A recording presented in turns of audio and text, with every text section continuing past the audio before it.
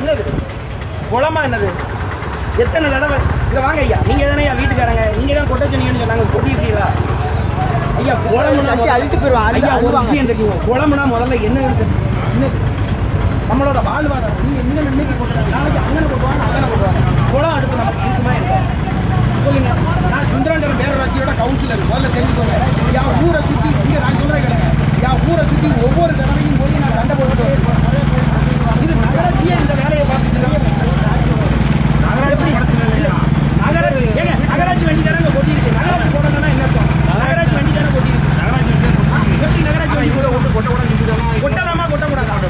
அது எப்படி இங்க வாங்க, நீங்க அவர் எங்க அதை என் போன் எடுத்துக்கலாம். அவர் நகராட்சி தலைவருக்கு போன போடுங்க. குளத்துல என்னது கொட்டுறது?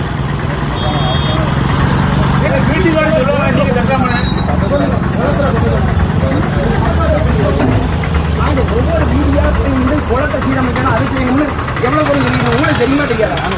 அதுதான் சொல்லுது, நீங்க இருக்கீங்களா, உங்களுக்கு தெரியுங்களா? இவங்க சொன்னாலும் ஏங்க அப்படியெல்லாம் செய்யக்கூடாதுங்க, இதெல்லாம் தப்புன்னு சொல்லணும்.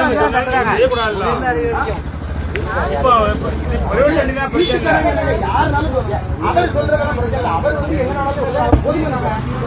நகராட்சி வண்டி என்ன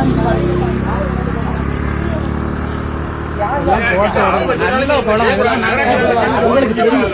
நீங்கிற எல்லாருக்கும் ஒண்ணும் பேச முடியாத இடத்துல உட்கார்ந்துட்டு இருக்காரு. இந்த மாதிரி தவறுகளை வந்து நம்மளே செஞ்சு அப்ப வேற யாரு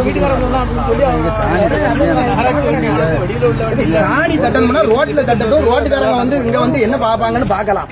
இந்த குளத்துல வந்து இவ்வளவு தூரம் கேடு பண்ணா என்ன? எவ்வளவு பெரிய கரை தெரியுமா? எவ்வளவு பெரிய கரை தெரியுமா? 2 நிமிஷம் இல்ல, குளத்தை எவ்வளவு தூரம் அவ்வளவு 10 அடி உயரம்